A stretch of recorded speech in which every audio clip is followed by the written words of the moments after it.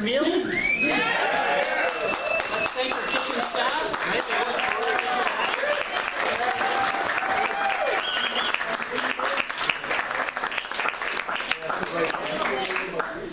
Thank you. We're going to get into the portion of the night now where we're going to do a few speeches. And I am going to start things off with the best man speech. So if you'll indulge me for a moment.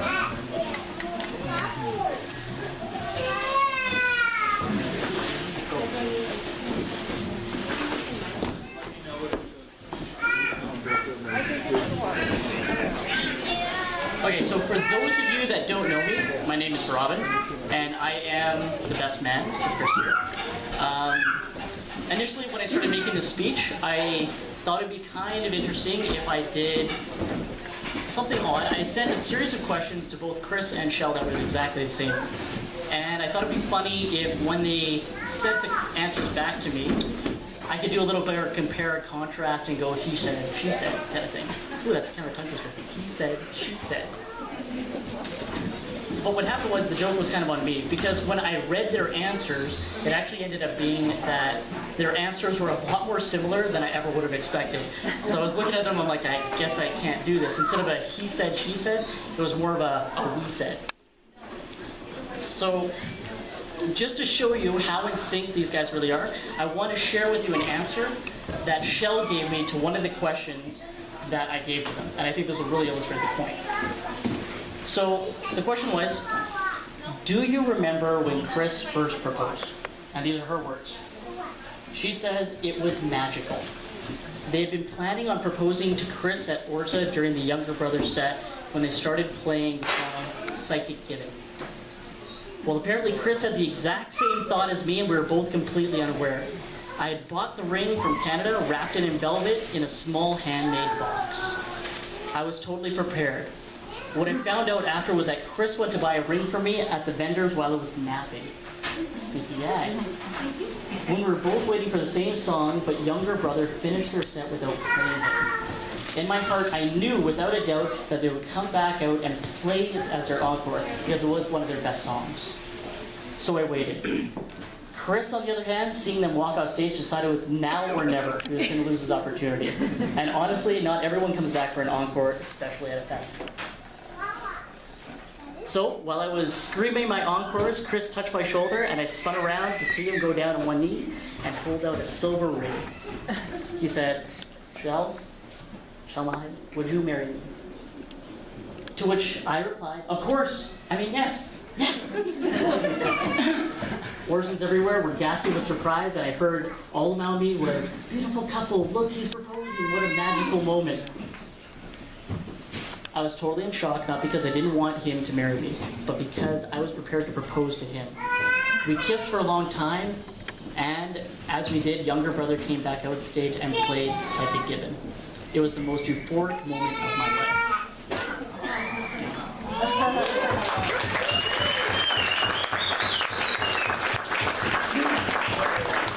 So there you have it. That sums up pretty much Chris and Shell in a nutshell. They were made to be together. So raise your glasses. And here's to them being made for each other for the rest of their lives. Right.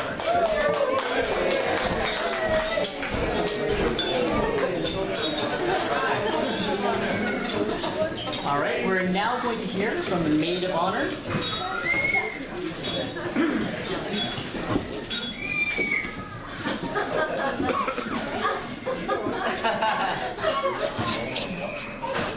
Well done, Chris. Well done. Catherine, just take it out of the... Shake it. There we go. So for those I haven't had the chance to personally meet today, I am Catherine, Maid of Honor, and high school longtime friend of Rachelle. And I want to give a quick little toast. We have so many people that want to be our pleasure. But you're one of the few people that I have kept in contact with from high school, almost 10 years ago, I think over 10 years. We haven't gone for high school reunion. But I think that says a lot, and I think it says a lot about the kind of person you are, that you tend to fall away from people for different reasons over time, drift away, but we've always kept in contact, we've always resonated very well together, and I'm very thankful for that. So we actually met, we were both in gym class, and we were both trying to avoid doing anything physical. Neither of us had brought our change of clothes, and that continued throughout high school. And so, we're sitting on the bench, and I had, for whatever reason, that school year, decided to pierce my ears with safety pins. I had safety pins all up and down my ears, and most people thought that was a bit odd, but you thought that was cool, and we started talking, and that's just one example of how you're a very open, accepting, and very curious and very lovely person in general. And I'm very glad that I have you in my life, and I'm very glad to now have Chris, well, for the past 6 years, in my life too. I love hanging out with you guys and my husband Justin, and I think we all get along very well. Anyways, I'm kind of rambling now, but I love you guys, and I'm very happy to be a part of this, and I've loved helping you over the summer, and I'll continue to help you guys, I guess. Either way, congratulations, and if anyone can give them a toast again. Cheers!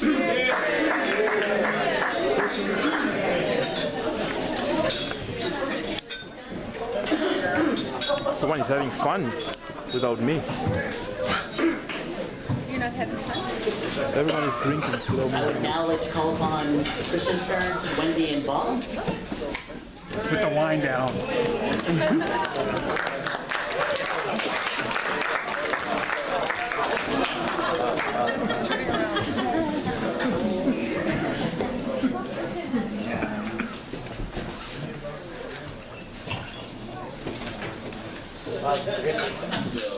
Okay.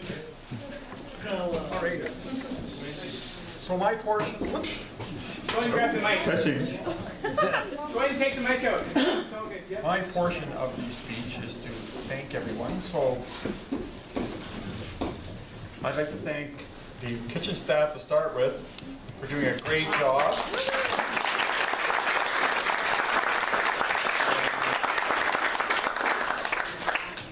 Crystal and Cam, who did a heck of a job with the preparation, the cooking last night, and the day before, and this morning, and forever.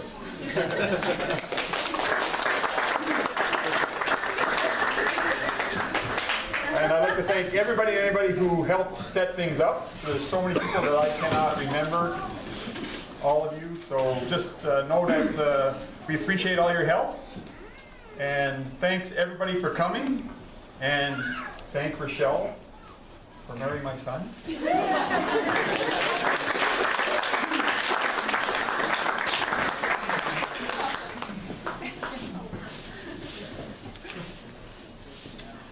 When Chris and Rachelle said that they were going to get married and they started talking about what they wanted for a wedding, I'm sitting there going, oh my goodness, how's this ever going to work? We want to cook all our own food. It's going to be an outdoor wedding. And I'm going, oh my, oh my. I wasn't sure how this was all going to work. But I'm going to tell you, you'd think like the parents would feel that they could give the advice. I've sat and I've watched in amazement. The last couple of days, I have learned so much from Chris and Rachelle, and about how they went and they marshaled everybody together, and they worked together. And what I learned was this was all about love. They loved what they were doing, and all the centerpieces, and all the napkins, the preparation of the food, the recipes, getting everybody together, making the little boutonnieres. The flower girls were so beautiful. Woo, baby.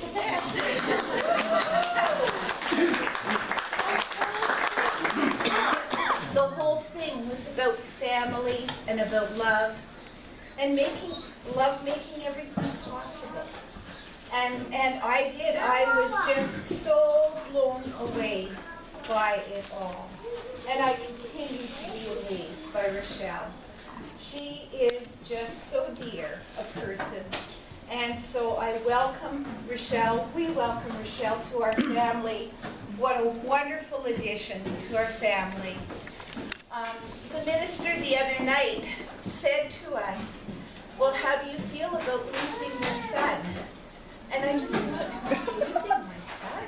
And I thought, I'm not losing my son, I'm gaining a daughter into our family. And that's exactly how Rachelle feels to me and to my husband is with me.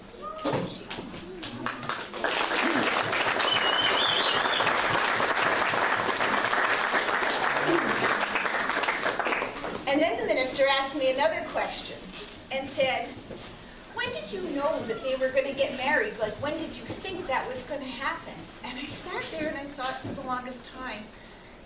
And I thought, from the time she walked through the door, I saw the way he looked at her and the way she looked at him. And it just always seemed right from the very beginning.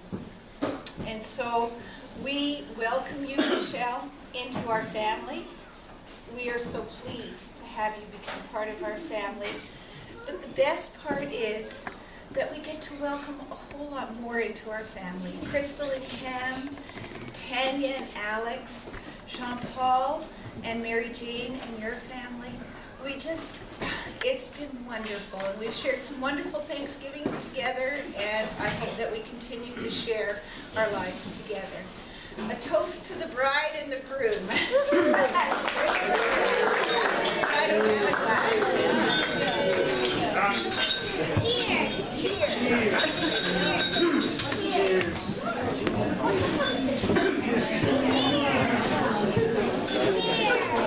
Well spoken.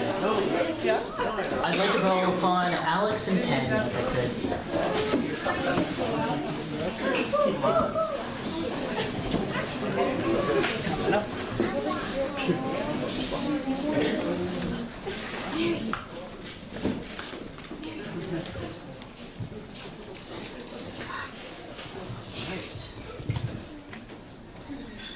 Well, when I was reminded I needed to do a speech, I thought, geez, do I have to do it the old way? I thought there'd be a big computer screen, everything written down, and just read everything off.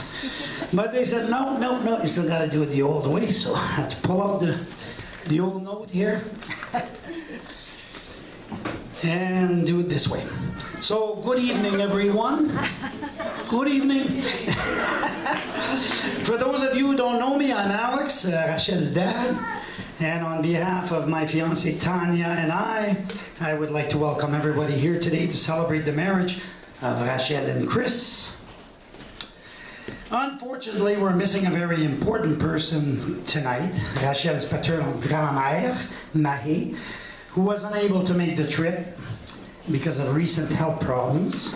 However, she wishes you both all the best, and she said she's looking forward to seeing all those pictures and maybe even getting you to save her a piece of cake. So try to remember that. Well, I've been given lots and lots of advice on how to do this speech. What to do, what to say, what not to say. Keep it short, no smutty jokes. Try to remember this, that, names. But however, it's been over 54 years now since I was allowed to say anything without being disagreed with, laughed at, or ignored. So this is too good of an opportunity to miss. Just kidding. Just kidding. I'll be easy on you two, and we'll make it as brief as possible, as smooth as possible. Remember, our wedding's next year. Watch what you say. All right. Our wedding's next year, so I better be very careful. Well, I must say I'm very proud of how Rachelle looks today. Just, wow, that dress. How she designed that dress all on herself is just an amazing. I mean, you had told me about it, but I didn't know it's going to be that spectacular. And it reminded me of how quickly you grew up since you used to, those preschool days when she used to pretend that she was the bride and she used to do all those wedding scenes. It didn't seem to matter what she saw, put her hands on, she'd put it on and look and walk down her little aisle. And today it's actually reality. It's the day, wow, where it's really happening. It's just amazing. And I've known Chris for approximately 6 years now, I believe. I thought it was 5, but on the crossword puzzle, I think it says 6 years. So I quickly scribbled and said, yeah, 6 years. And I think Chris is everything one could hope for in a son-in-law. When Rachelle first told me that she had met this wonderful guy and that he was a computer whiz, I said, yes! Because my son Jean-Paul was just becoming way too busy to be my regular computer glitch fixer-upper consultant. So I thought Chris could conveniently take over that role. How God answers prayers. Well, he has got me out of a lot of scary computer glitch sinkholes, but I try not to take advantage of him. I try not to ask him too much because I'd be calling him every second day with computers these days. Well, now to the tricky part of the speech. According to Internet Idiot's Guide to WeddingSpeeches.com. You probably heard of that one. This is where I'm supposed to give advice on the subject of marriage. Don't look at me. No? She hasn't done it yet, but some say, well, maybe I wouldn't be the best person to give advice on this since it's been 5? What? No, I'm just kidding. I've only gone through it once. And working on my second one coming up here. Perhaps the only thing I know about marriage is this, is that it's a time when you stop painting the town and you start painting walls and ceilings. There are 2 things which a parent tries to give his children. One is roots, and the other is wings. Rachelle, you have now grown your wings, and though you have fled the nest, you'll always be loved, and you'll always have roots in our family. That's a guarantee. And Chris, remember, never go to bed in the middle of an argument. Be a man, stand up and fight. Nah, just kidding. Better yet, stay up, watch some sports. You've lost anyway, so you may as well get over it.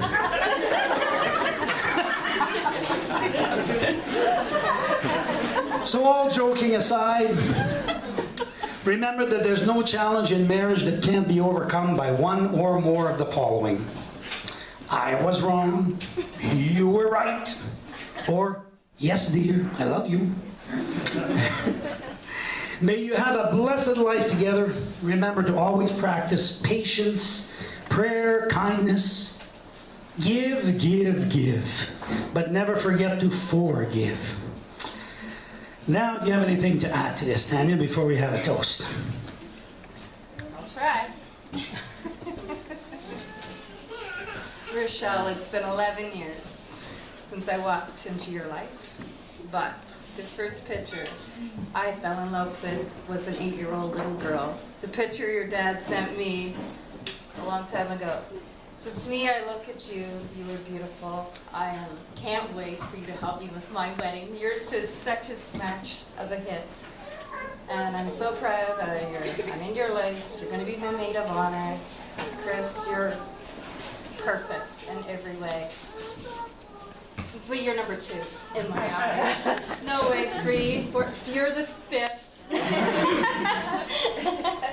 As I don't have any favorites, but Rachelle, you look beautiful. You totally surprised me, and I love you. So at this time, I'd like you all to stand up, raise a glass to the health and happiness of the bride and groom, to Mr. and Mrs. Chris Poirier. Let's do it! Cheers, everybody.